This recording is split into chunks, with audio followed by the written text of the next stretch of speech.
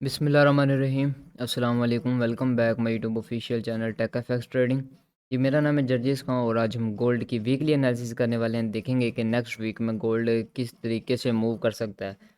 जो भी मूव होगा उसको प्रेडिक्ट करने की कोशिश करेंगे कि गोल्ड क्या कर सकता है। और लास्ट वीक हम देखें तो हमारे पास गोल्ड में पहले एक सेल मोमेंटम आया, ठीक है। ये देखें, उसके बाद गोल्ड अगेन बाय हो चुका है। तो बाय का जोन भी अच्छा था और वहाँ से बाय होनी भी चाहिए थी। तो मज़ीद देखेंगे कि नेक्स्ट वीक में जो हमें यहाँ पे बाय मिल सकता है, सेल मिल सकता है। और अगर बाय मिल सकता है तो किस लेवल से मिल सकता है, किसका ब्रेकआउट होगा तो बाय मिलेगा, और अगर वहाँ से रिजेक्शन मिलती है तो सेल हो सकता है। वो सब हम देखते हैं और एनालिसिस करते हैं। तो अपनी वीडियो को करते हैं हम स्टार्ट।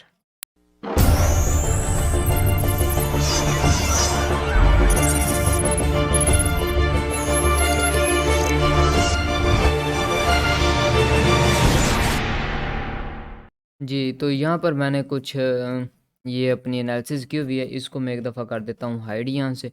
और आपको 1 वीक से स्टार्ट करते हैं। 1 वीक का टाइम फ्रेम ओपन कर लेते हैं जी। 1 वीक का टाइम फ्रेम हमारे पास ओपन हो चुका है, ठीक है। अब 1 वीक के अकॉर्डिंग हमारे पास सबसे जो इम्पोर्टेंट होता है ना, वो आपके पास प्रीवियस हाई, प्रीवियस लो, वो होता है, ठीक है। अभी हमारे पास जो प्रीवियस हाई है वो ये वाला है, ठीक है। प्रीवियस लो ये वाला है, ठीक हो गया। यहाँ से नीचे हमें क्लोजिंग नहीं मिल रही, ये भी आप नोट करें, ठीक है। और यहाँ से ऊपर हमें क्लोजिंग नहीं मिल रही। बाद में से काफ़ी लोग होंगे वो बोलेंगे कि ये क्लोजिंग मिल चुकी है, ये क्लोजिंग मिल चुकी है, ठीक है। ये नहीं, प्रॉपर क्लोजिंग के बाद एक कैंडल जब क्लोज हो जाती है ना, उसे हम क्लोजिंग बोलते हैं, उसे ब्रेकआउट बोलते हैं। क्योंकि अगर ये नेक्स्ट वैसे ही नीचे आ गया, मतलब ब्रेक इन हो चुका है, ठीक है। तो एक कैंडल जब आपकी ब्रेक कर देती, एक कैंडल हो और बन जाए, ठीक है, फिर उसको बोलते हैं कि वो ब्रेक हो चुका है, ठीक है।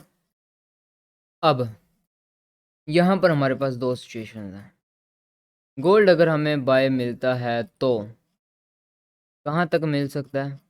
गोल्ड अगर हमें बाय मिलता है तो फर्स्ट जोन गोल्ड के पास ये है, इस पॉइंट तक हमें जो हमारा गोल्ड है वीकली के अकॉर्डिंग यहाँ तक हमें बाय मिल सकता है अभी। और जो सेल हमें मिल सकता है वो यहाँ तक मिल सकता है, यहाँ से फिर अगेन बाय, ठीक है। अगर इसको गोल्ड ब्रेक कर देता है फिर गोल्ड के पास ये एक जोन होगा, ये वीकली में बता रहा हूँ, ठीक है, नेक्स्ट 2-3 वीक्स के लिए। तो फिर गोल्ड यहाँ पे रिजेक्शन ले सकता है। अगर रिजेक्शन नहीं लेते, इसको ब्रेक करता है और इसी के टेस्ट से फिर बाय, और फिर आपको एक लॉन्ग टर्म बाय फिर अगेन नज़र आएगी मार्केट में। सिर्फ फिर बाय ही होगा गोल्ड, ठीक है। गोल्ड सेल कब होगा, काफ़ी लोगों का ये क्वेश्चन था, गोल्ड सेल कब होगा। फर्स्ट, गोल्ड ये जो हमारे पास जोन है ये वाला, इसको ब्रेकआउट करें, इसी के टेस्ट पर सेल हो, हमें सेल मिले, ब्रेकआउट होगा तो फिर हमने यहाँ से सेल करना ही करना है, ठीक है, छोटे टाइम फ्रेम में जाकर। उसके बाद ये जोन होगा, यहाँ से गोल्ड रिजेक्शन ले सकता है। अदरवाइज अगर रिजेक्शन नहीं लेता, अगर इससे नीचे मिलता तो फिर आपको एक लॉन्ग टर्म सेलिंग भी गोल्ड में नज़र आ सकती है, ठीक है जी। ये थी हमारी वीकली के अकॉर्डिंग। अब हम चलते हैं जी डेली में। तो डेली का टाइम फ्रेम ओपन कर लेते हैं। डेली का टाइम फ्रेम हमारे पास ओपन हो चुका है। डेली के अकॉर्डिंग गोल्ड बाय है या गोल्ड सेल है, ये अब हम देखेंगे जी। डेली के अकॉर्डिंग गोल्ड बाय है, ठीक है। गोल्ड सेल कब होगा, गोल्ड सेल वही हमारे पास ये जोन है। अगर ये ब्रेकआउट हो जाता डाउन साइड पर तो गोल्ड हमारे पास सेल हो जाएगा, ठीक है। अब डेली के अकॉर्डिंग जो हमारे पास यहाँ पर सिचुएशन है, ये आपको एक छोटा सा पैटर्न नज़र आ रहा है, ये वाला,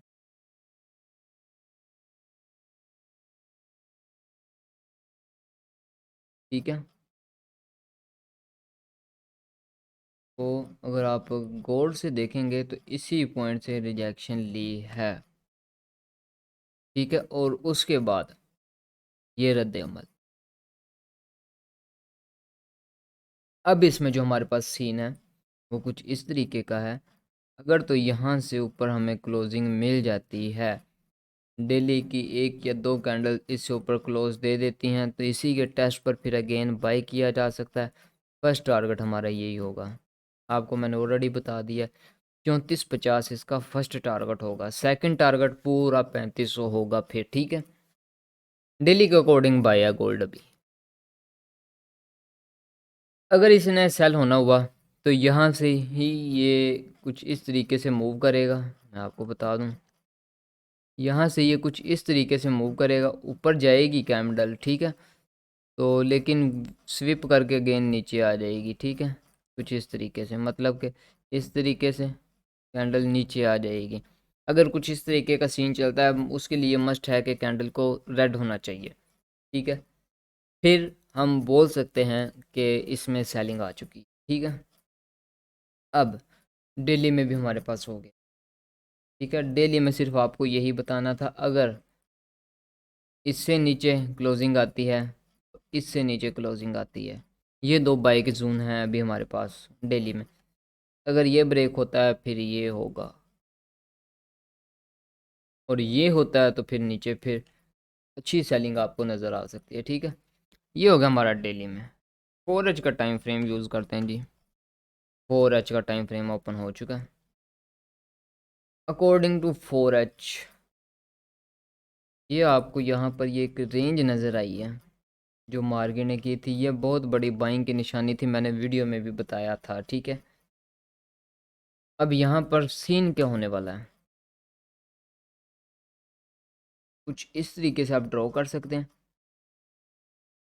मेरे अकॉर्डिंग जो मैंने यहाँ पर देखा है, ठीक है, अगर तो ये गलती से ब्रेक हो जाता ना, ये वाली रेंज जो यहाँ पर ये रेंज हुई है, अगर ये यहाँ से ब्रेक हो जाती है फिर गोल्ड की ब्रेक श्रेक नहीं लगनी, फिर गोल्ड पागल हो जाएगा, रॉकेट बन जाएगा, ठीक है। अगर ये वाली रेंज ब्रेक हो जाती है तो फ़िलहाल के लिए यहाँ से अगर गोल्ड में रिजेक्शन मिलती है इस पॉइंट से, ठीक है, इन विक्स के ऊपर ऐसे लगा दें, इस विक पर ऐसे लगा दें, जितना आप लगा सकते हो, ठीक है। अगर यहाँ से ट्रेड मिलती है, फर्स्ट टारगेट ये होगा, फर्स्ट टारगेट ये होगा, ठीक है। 4H के अकॉर्डिंग ये जोन अभी है, ये रेंज ऐसे नहीं हुई। यहाँ से गोल्ड ने बाय जाना था और बाय भी बहुत स्ट्रॉन्ग जाना था, बट गोल्ड वहाँ से यहाँ पे डाउन आया है, फिर डाउन आया है, ठीक है। यहाँ से पंप लिया इसने, यहाँ से पंप लिया, अगेन इसको टेस्ट किए बगैर यहाँ पर आता है तो फिर गोल्ड यहाँ से पंप लेगा, और जब ये वाली रेंज ब्रेक हो गई ना फिर गोल्ड रॉकेट बन जाएगा, ठीक हो गया। अभी मैं आपके साथ लेवल्स नहीं शेयर कर रहा, लेवल्स मैं शेयर करूँगा, पहले एनालिसिस कंप्लीट कर लें। 1H में चलते हैं जी। 1H का टाइम फ्रेम हमारे पास ओपन हो चुका है। अकॉर्डिंग टू 1H अभी के लिए जो फर्स्ट बाइंग जोन है वो हमारे पास ये वाले हैं, ठीक है। ये हमारे पास फर्स्ट बाइंग जोन है, ये हमारे पास सेकंड बाइंग जोन है, ठीक है, और ये हमारे पास थर्ड बाइंग जोन है इस पॉइंट पर।